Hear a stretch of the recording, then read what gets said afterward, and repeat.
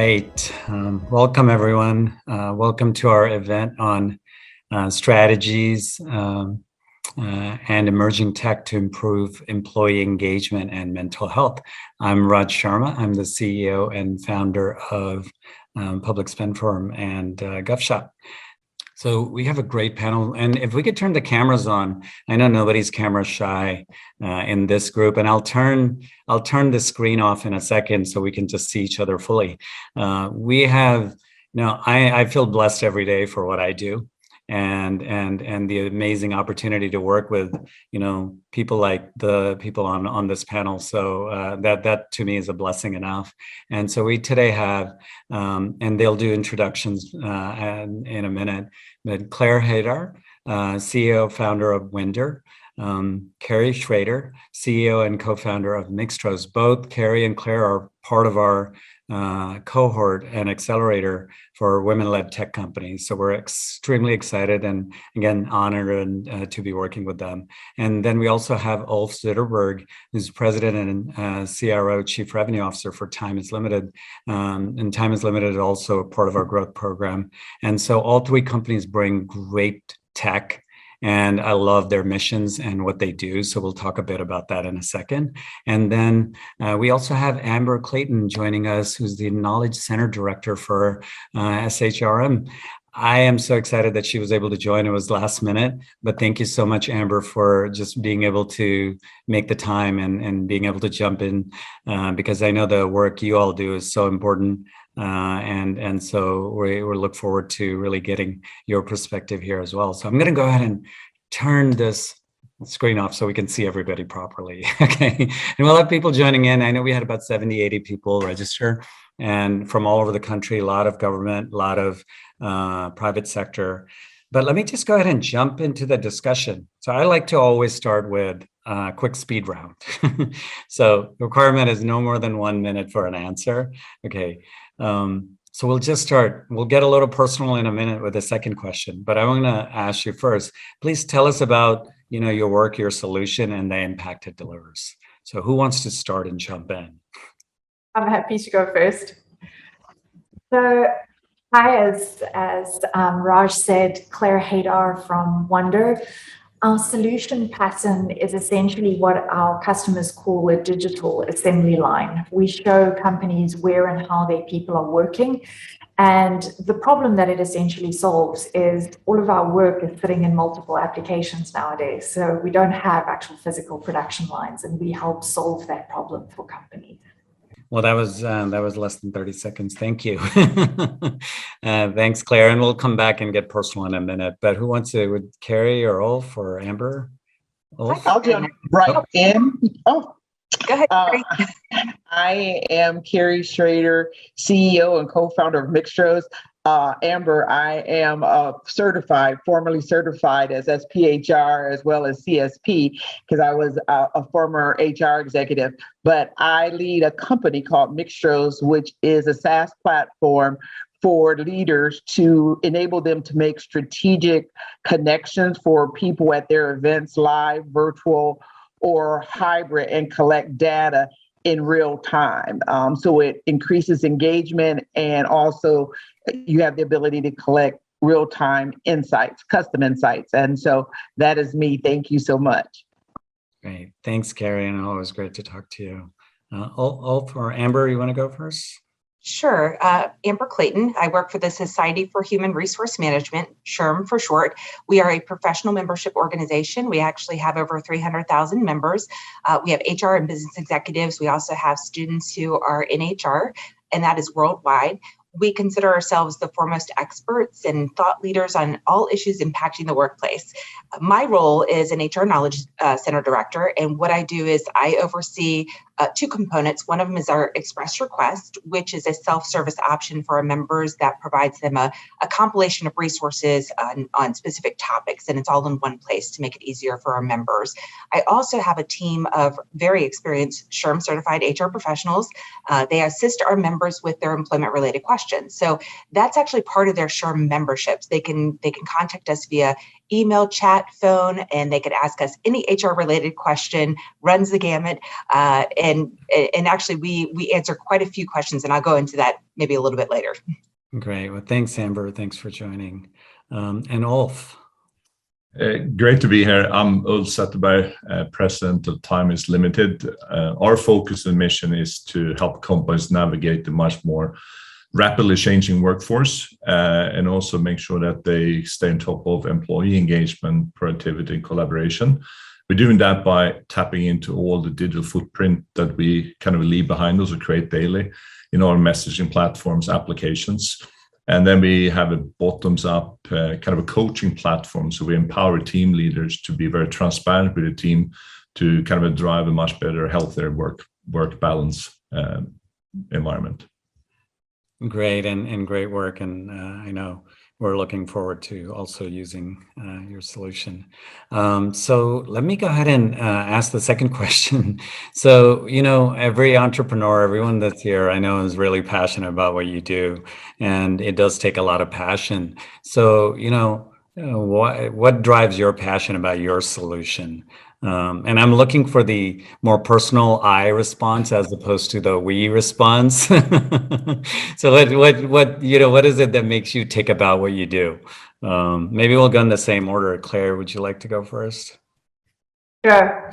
Raj, this really is a personal I answer. Like you, I've wanted to build a company that allows people freedom and flexibility. So there's that entrepreneurial bent in me. But in terms of the actual passion behind what we're building and why I'm passionate about it is because as a business leader, I want to see how my team are working. I want to have that visual insight that people who had factories and things back in the manufacturing age were able to visualize and fix problems in real time. And with us all working in the cloud nowadays, it's really hard to do that. It's really hard to be a truly effective leader that's getting into the middle of problems for your people and helping them solve it and create good environments where people can work well. And that's essentially why I'm passionate about what we're doing. Yeah. Great. And yeah, we'll dig in a little bit, but yeah, I think it's so important to know that kind of visibility and freedom and flexibility. Who'd like to go? Carrie, would you like to go next? Yes, it's funny. I describe myself as an unlikely entrepreneur. And oh, by the way, my daughter is my co-founder.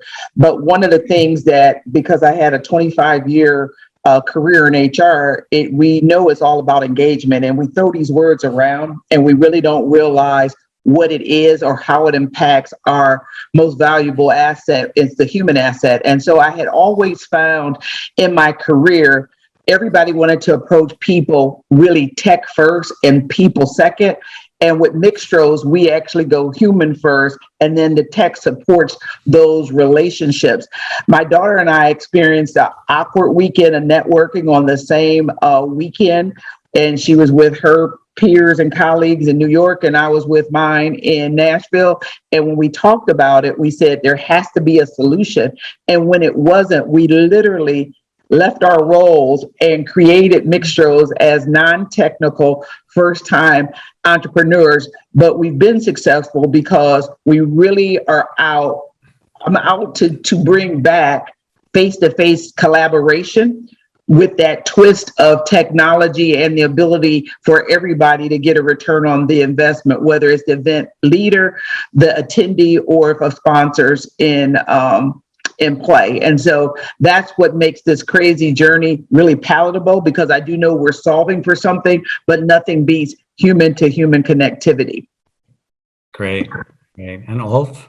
Well, for me, I'm a serial entrepreneur, and one of the key drivers, that's like both with Claire and Raj mentioned, is like working with teams. I've always been fascinated, intrigued by what makes teams click. I also have the fortune and misfortune to work in large corporate companies and being less than unhappy sometimes with manager and team leaders just letting opinions and bias drive the work environment and why certain decisions kind of made.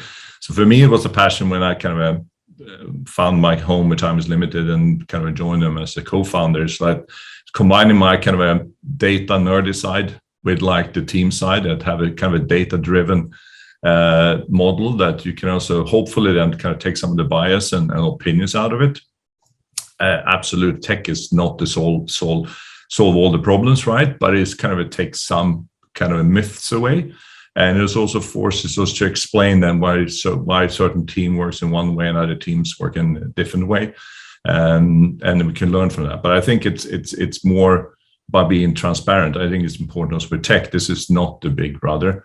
We have a digital transformation is taking overhand, but this is to empower the individual. Like, I mean, it will come back to if the company perspective needs to align with the employee perspective, right? There can only be one perspective of how we work and what's good and what's bad. And that's kind of a passion and part of our mission as well here at Time.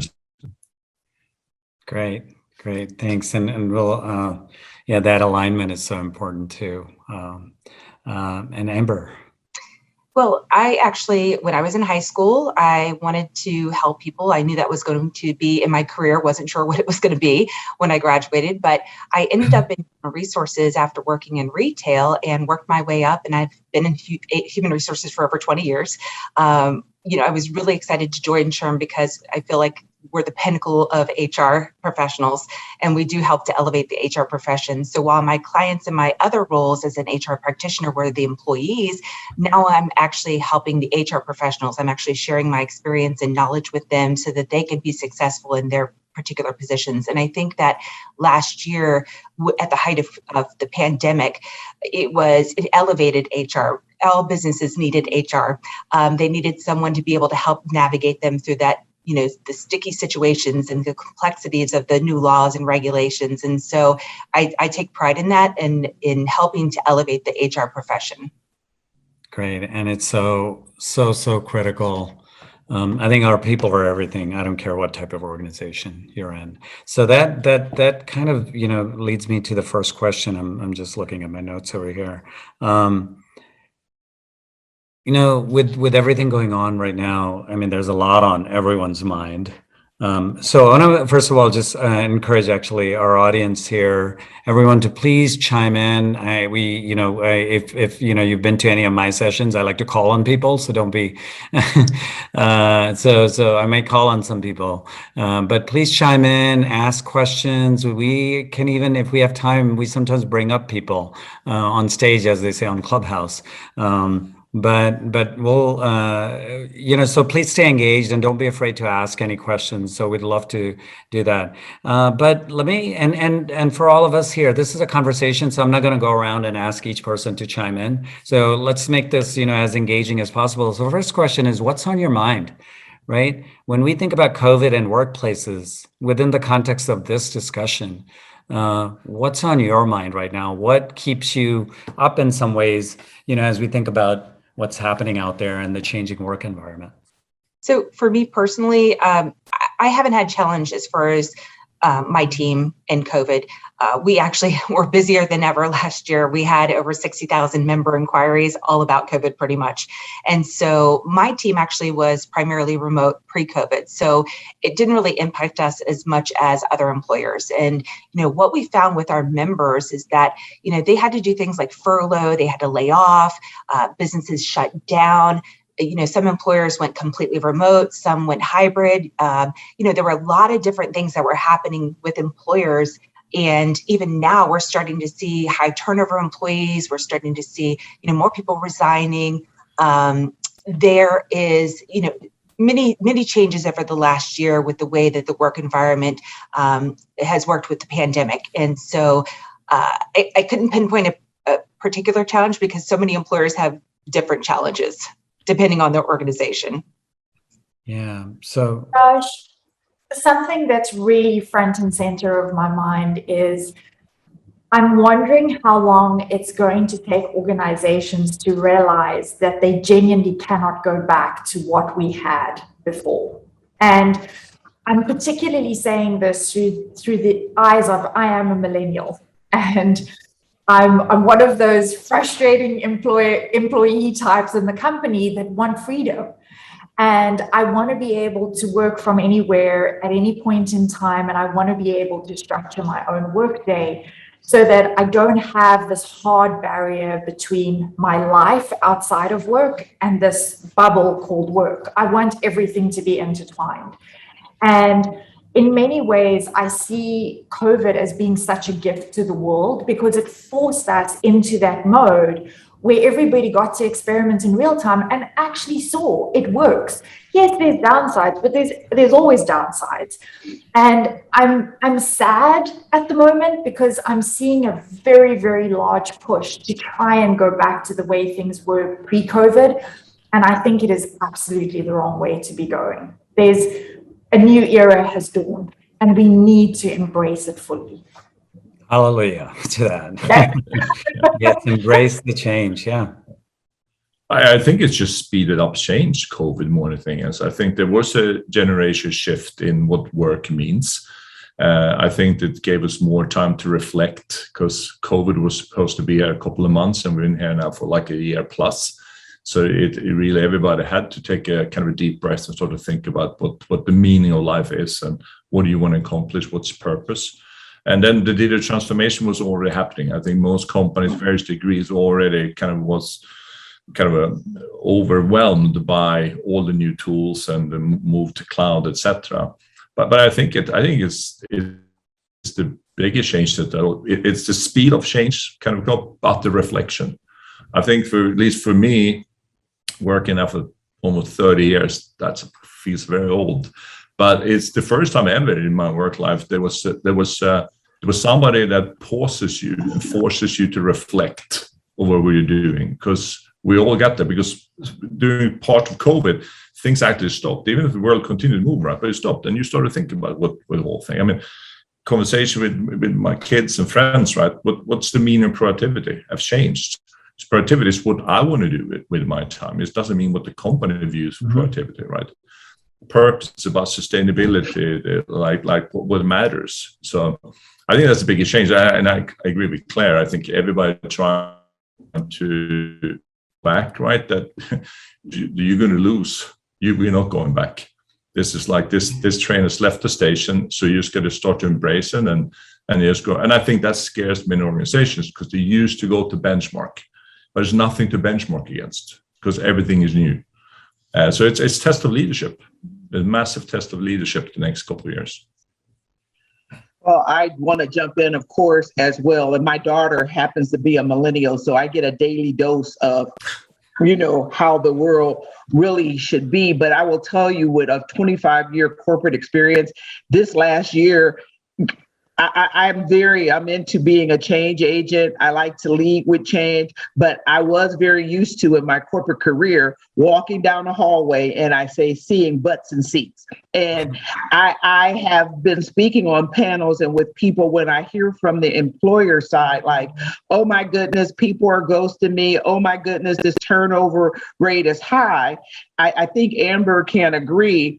SHRM findings and findings in the country has said for a very long time, people don't stay at a place for money. They stay there because of their leadership and their community. And now we have shook all of that up. And I do think that as we are moving to remote work, we've moved to remote work, we still, the issue is keeping our eye on that sense of community. I'm speaking to leaders at large corporations who are saying, before we had this crest and everybody wanted to be with us, but now we're finding out this year has given people the opportunity to think, to realize they can live with less, to realize how less of a headaches they have by not actually being in these high profile careers.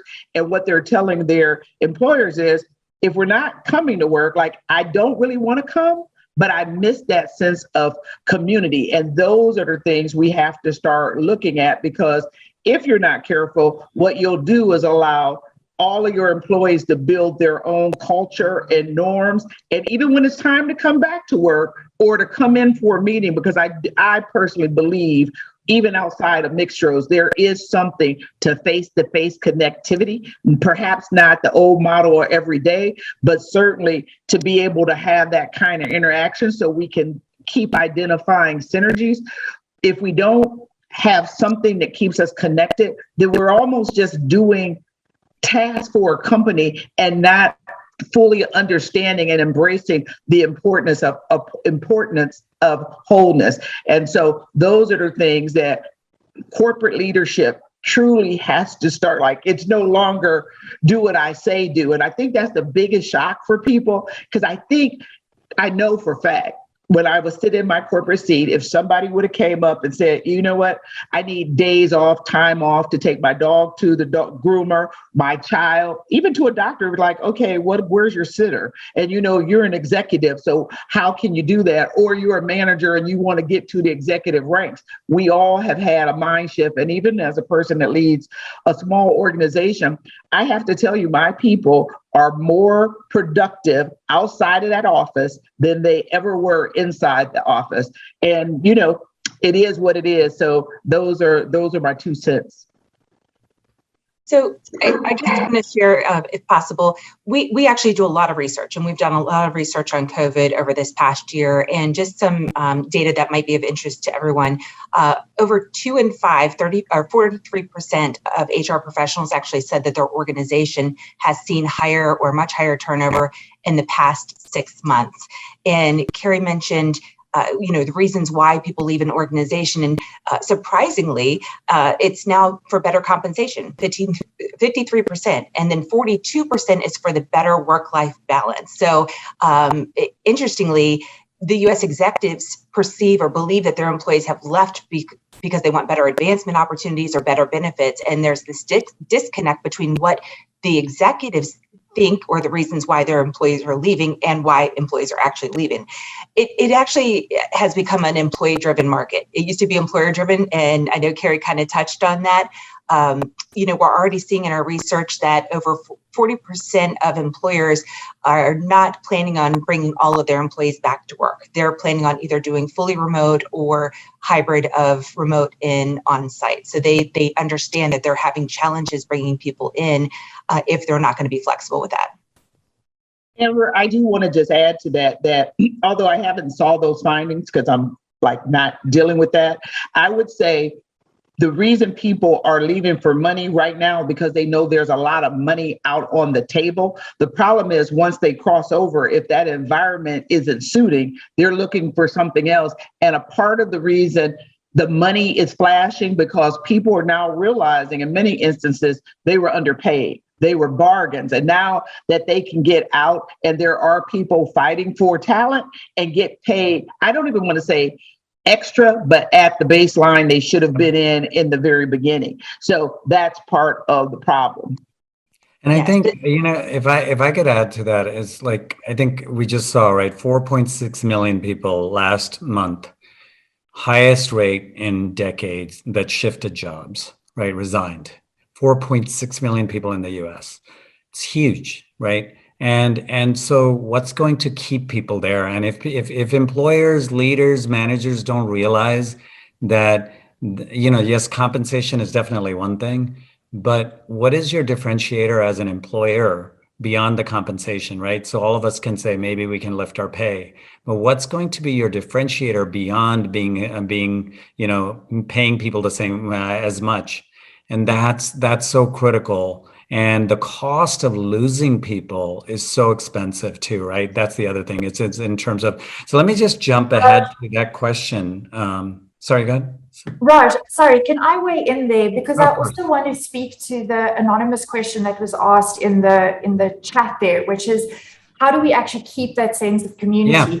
I don't want to answer that question specifically, but rather I'd like us to consider a framework around what you've just spoken about, Raj, which is, how do we actually go back to the drawing board in this employee-driven environment that we're in?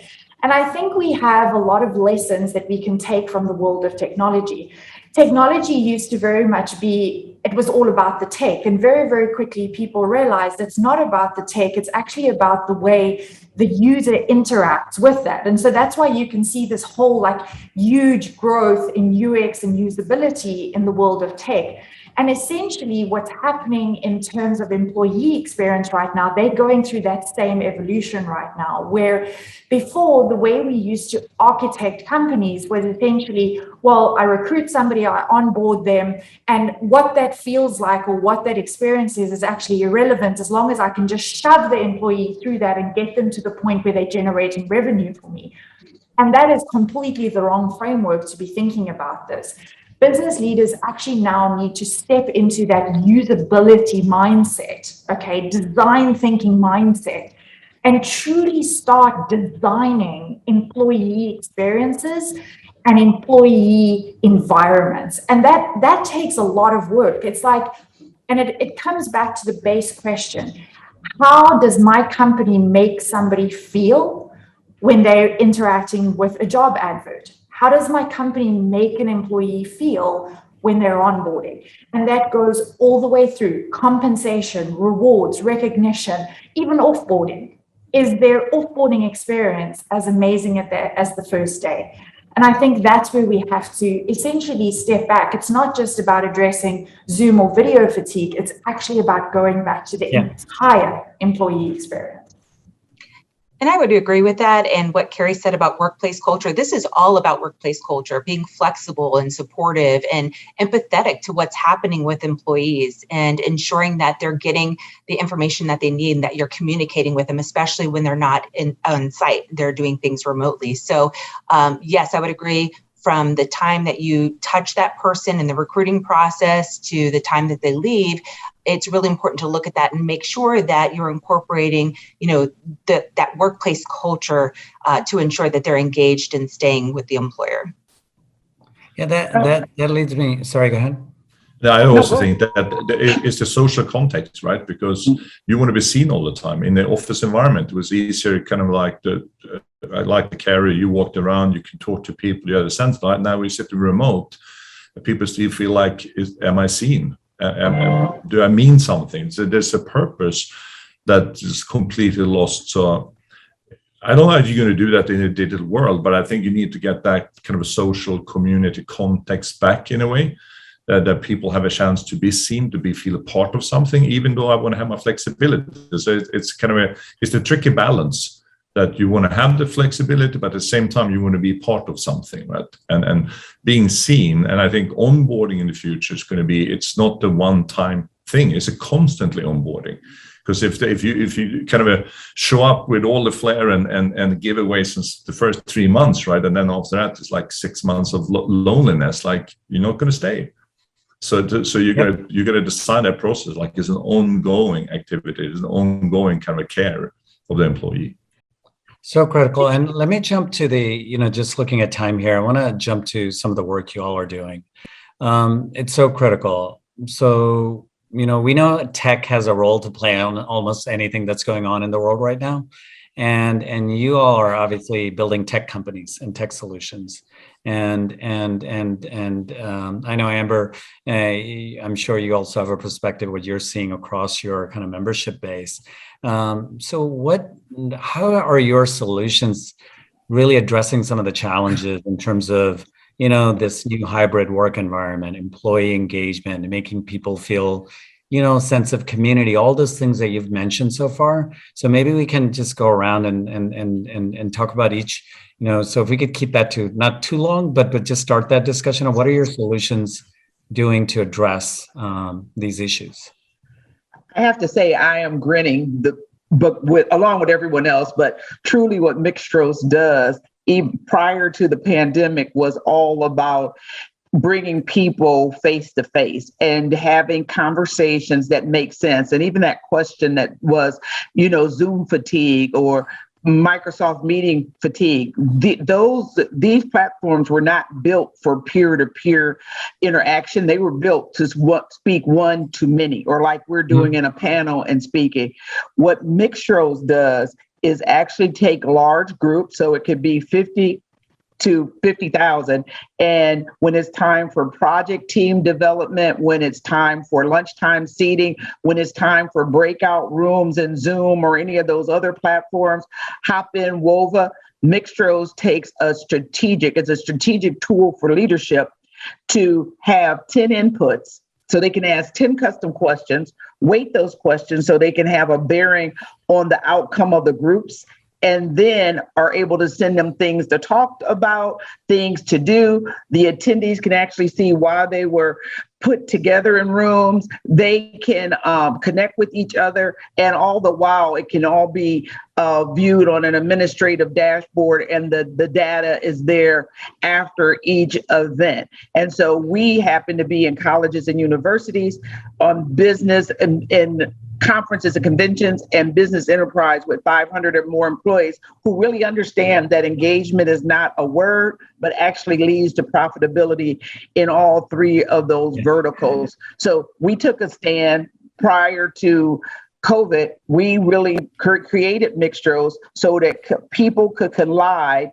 at live events when we created it, but now virtually and in hybrid events, because that's why people go to places. That's why you want them to interchange with each other at your live events and on these methods, because that synergy leads to productivity, culture, teaming, all of those things. So thank you for asking, because this is an awesome conversation. And Carrie, I'll come back to you in a minute after, discuss some of that. And I know because you're playing a big role in, especially around the onboarding use case. So I want to come back and ask about that. So who would like to go next? I would say with SHRM, we hold an annual conference every year, and it was in person. We weren't able to hold it last year. However, this year we were able to do a hybrid of conference with about 4,000 or 5,000 people in person, and also about the same on the virtual, and it was very successful. We are now doing our conferences in the hybrid way, virtual and on-site. We have an inclusion one coming up. We have a volunteer leaders business meeting. So, we've done things like that. We've focused more on e-learning and having virtual sessions for our membership, to still continue to provide them the education, but not necessarily having to come to the site here at headquarters in Alexandria.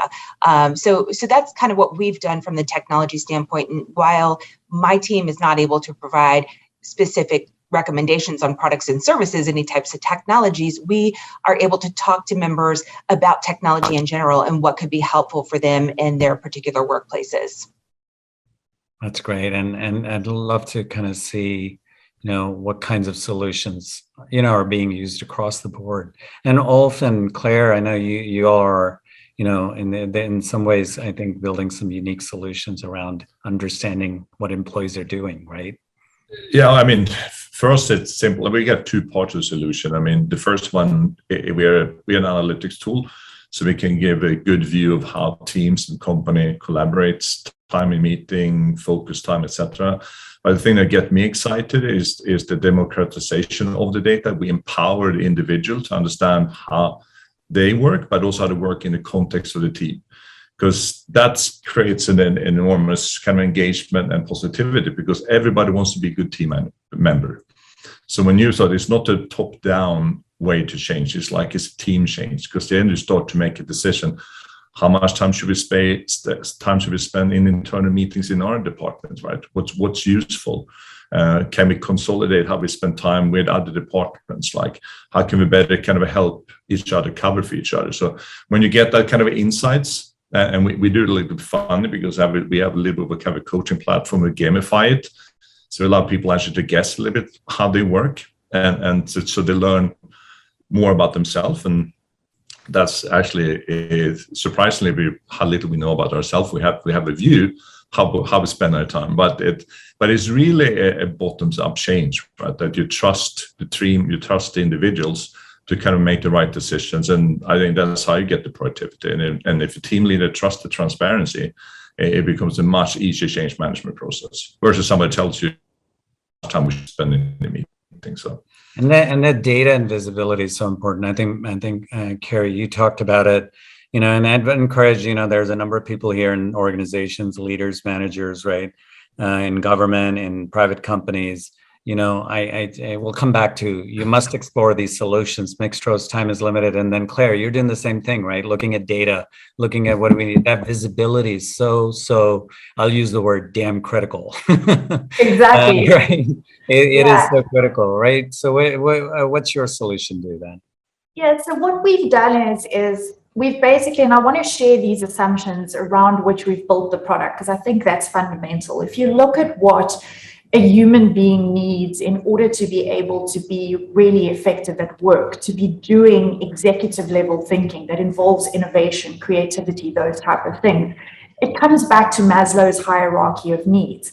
There has to be a foundation of safety in place. There has to be a foundation of my basic needs are met. And there needs to be a foundation of I feel part of this group here. And so as employers, it's really, really difficult to actually meet those first three levels of people's needs in a virtual environment, okay?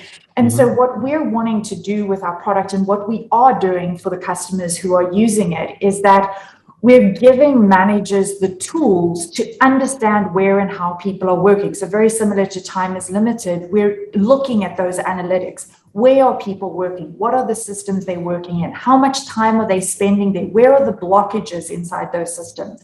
But then we're pushing a whole lot of recommendations to a manager to say, this is problematic because we know if this is happening to somebody, it results in overwork, it results in overtime, it results in burnout. And so we're sending those managerial flags to managers to enable them to help employees to feel safe, to help them to feel belonging and their basic needs are met. And if you think about it, back to the point that Kerry and Amber made, ultimately, this is a culture issue. It's people leave jobs and they stay in jobs because of the leadership environment that's built around them to support. And so ultimately, that is what our tool is. It's built as a managerial tool to create that place, that sense of safety and belonging for employees, but driven by data, not by personal viewpoints or opinions. I just want to add a point there because Claire is right. But what we also see in personal, like it has to be a combination of the manager and the team change because there's a lack of trust to dashboards. Let's be also clear. The corporate world is tired of analytics and AI and data driven this and that. Is the transparency, what data is used, who has access to, who can see it, right? So when you are fully transparent with a team and the manager, I think you engage people and you empower change and you motivate change, but it has to be the combination. It's not that the manager has needed trust and confidence to share it full transparency. Yeah. So I think the days of that, like somebody going to create a report from a consultancy company to do an org change and stuff like that, that's going to kill the future cultures and organizations. It's trust and transparency will be everything if you're going to use data. Otherwise, it's you don't get people to buy in. I think that's such an important point about culture, transparency. I mean, it is a lot about culture, right? When you start sharing data, you start getting visibility, it's a cultural shock and a lot of change required. I know, Kerry, you share some of this. I'm just curious then on the onboarding front, because it's so important, right? When you bring in new people, especially with so much turnover now and everything, people are bringing on people, and that onboarding experience in many ways is like the starting point of how productive a person can be right off the top bat, right? So could you talk a little bit about that? Like what, you're working with a number of universities, others on the onboarding piece. I know you talked about events, but how does that experience affect, how a person comes into a workplace and starts to really feel like part of the community? Thank you for that question. And thank you for the word saying events specific to Mixtro. So when I say events, it's gatherings, it's meetings, it's all of that. It is not necessarily, the cheap wine and chicken thing. It is whenever you want people to go. We all love those too, by the way. Well, I like really good wine and I like non-greasy chicken because I'm usually dieting. But the importance of onboarding, from onboarding to continuals like employee resource groups and getting people connected in organization is how you bring people in will be how they show up. And so now the big hurdle is, before we went to a building at 100 Washington Street and at least a few, 1,000 of us got together. And now that that's almost truly gone, what are we doing so people can also have an idea of where they belong in the company, the other people, but more than I'm in HR and I'm in finance and that's who I'm with. It truly is, as Claire said, how are we blending in my off time interest as well? So perhaps in a mixed roles activation, the questions won't just be work related. It'll be, where do you like to vacation? Do you have a four-legged friend at home? Do you have children or not? And to be able to weight those questions and put people together like that, because the synergy, whether it's professional or personal, are the things that are synergy identification between employees, are the things that are going to keep those employees there. And it goes on as you're trying to do project teams. I think the whole thing of being transparent, as Olfa said before, you could put the same old great people that you could depend on, not old in age, the same people, and put them in the groups and let them shine. But now with social media and Twitter and all of these other things, you can see that inequality. How many times are you seeing on Twitter, what does your board look like because of the diversity and lack of women? What does your executive team look like? So if there is a mechanism that you can use to continue to let people collide on questions that you are customizing. So as also said, those standardized questions and tests and things that aren't actionable for the people actually that are the leaders, we know it's a waste of time and it's a waste of money. So those onboarding activities, letting people really understand the company, we're going to go back to that word, the culture, the people that look like you, the people that don't, people across the organization, that's very important. And I love what Claire said about onboarding and offboarding, because even when you're offboarding somebody, everybody else is looking to see how they were treated. Yeah, exactly. So even to the fact of, if you decide, you wait till Claire is so frustrated, and then you say when she's leaving, I'll give you $20,000 more. Guess what? People are going to push that envelope. But if you gave Claire a clear path of how she could succeed, and if she's leaving for a better opportunity to start her own company, not only will everybody applaud for her, people will know that you did all you could to help her grow, and they'll tell their friends, you need to come and work at Mixtros, because they look after you from beginning to end, and they're putting you first and them second. I'll also say that even before onboarding, when employers are looking at resumes, applications, they're bringing them in, doing the phone screens and interviewing them. We hear often that the employers are not following up with the people who have interviewed with them.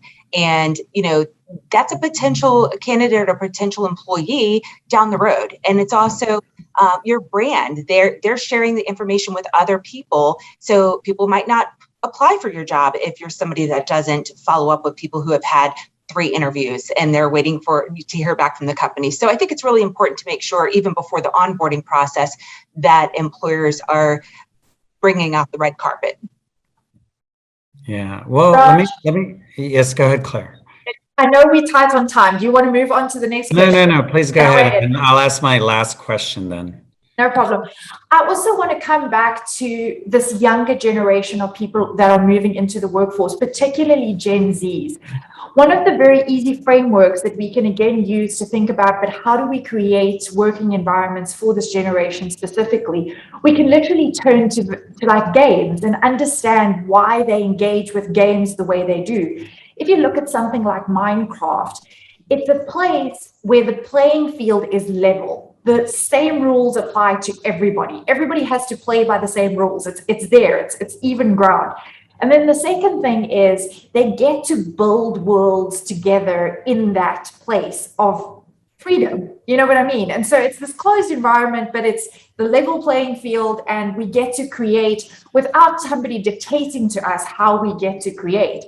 And I think there's two very significant lessons in that we can use as two very simple frameworks to build better cultures, which goes directly to Kerry's point, and it also goes to Ulf's point around there has to be that match between the manager and the employee in terms of, as an employee, I know as a manager, you're treating everybody on level ground. Okay, that needs to be there, it needs to be transparent. But then from the manager side to the employee side, there needs to be this reality of, I'm giving you freedom to create the world here. I'm giving you a freedom to do your job because I've hired you because I know you're good at this. And then ultimately, to Kerry's real point, and if you look at what Mixed Rose does there is, in a digital world, you actually have to create those interactions. So again, if you look at the gaming environment, they're given tools. They're able to go and collect treasures and do whatever they need to do. And so we need to make sure that those tools are implanted into the workplace. So whether it be a platform like Mixed Rose, or whether it be a gamification of a certain part of the employee experience, that is the responsibility that rests on employers now, is to go and think about what are those things that we specifically structuring into the workplace that allow people to create and have freedom in a workplace.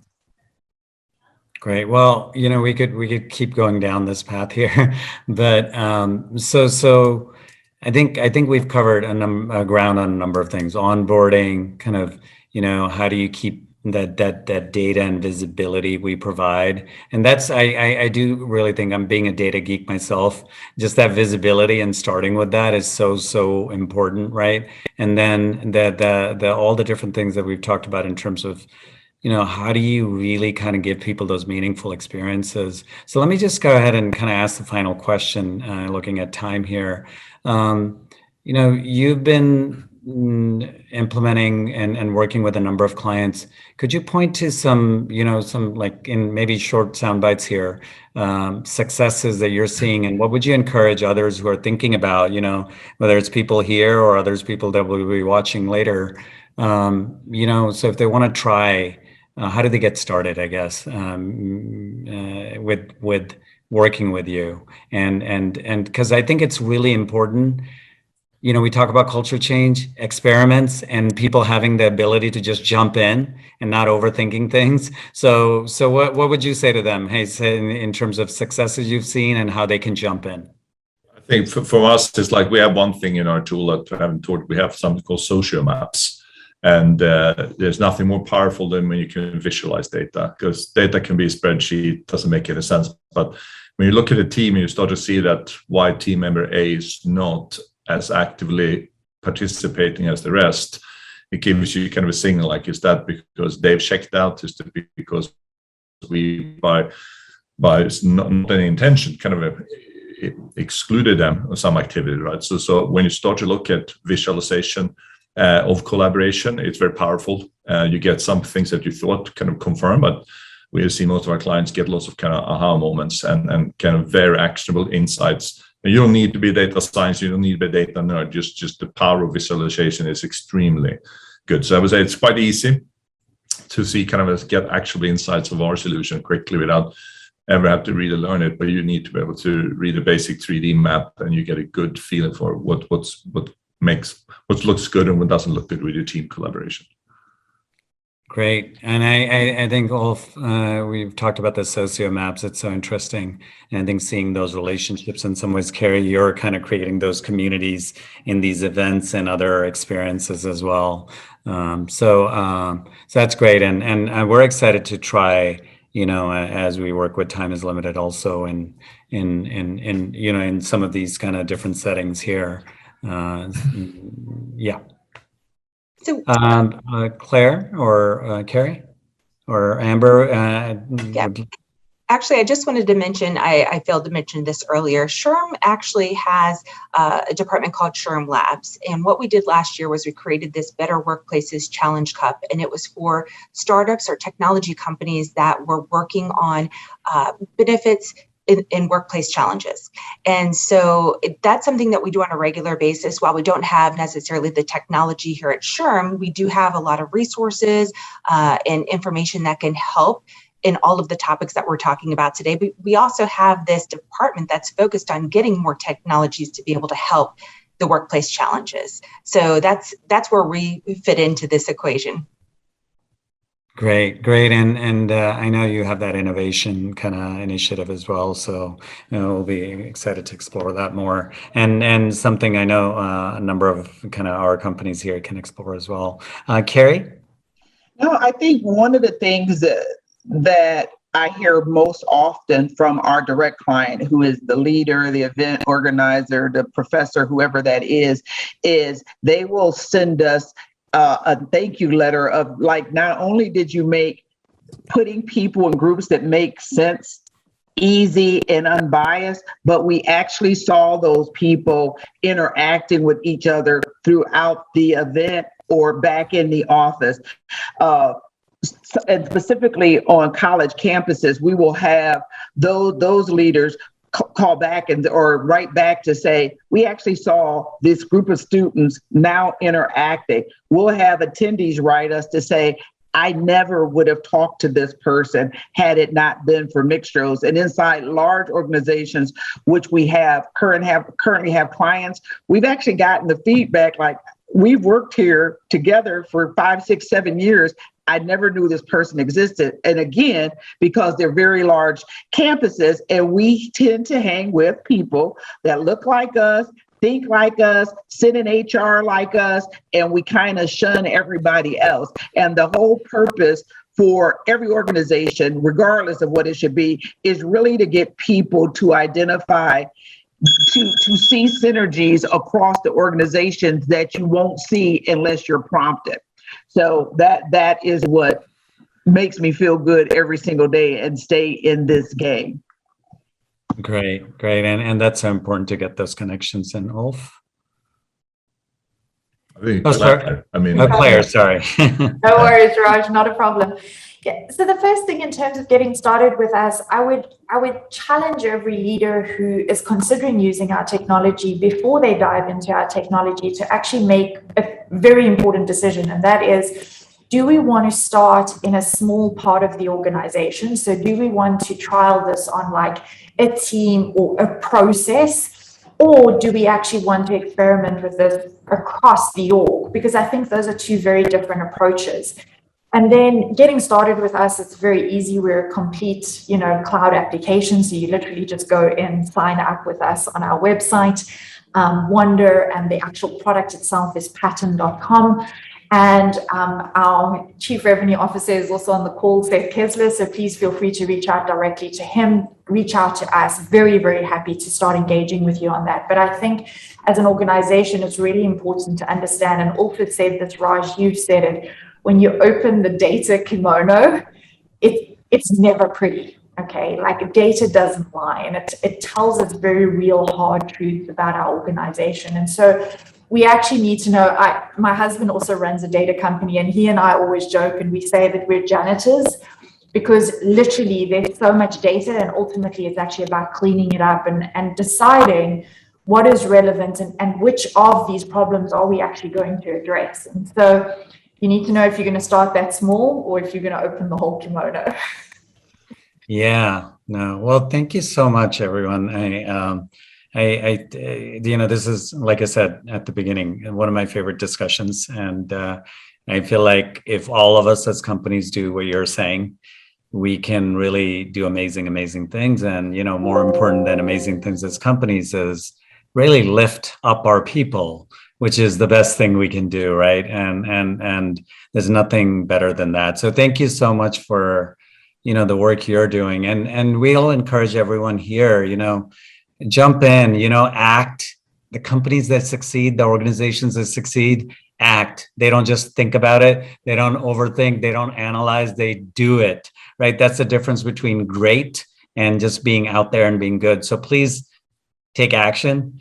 Check out, what everyone's doing here. We'll send out links as well separately, and then let's just start creating more success stories and lifting everyone up. So thank you so much, and I'm sure we'll be having more of these discussions soon. So thank you. Thank you. Thank you. Thank you, Raj. Thank you to everybody else. It was really good. Yeah.